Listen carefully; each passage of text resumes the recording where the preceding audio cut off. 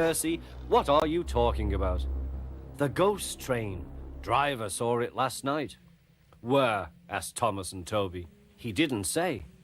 Oh, it makes my wheels wobble to think of it. Huh, said Thomas. You're just a silly little engine. I'm not scared.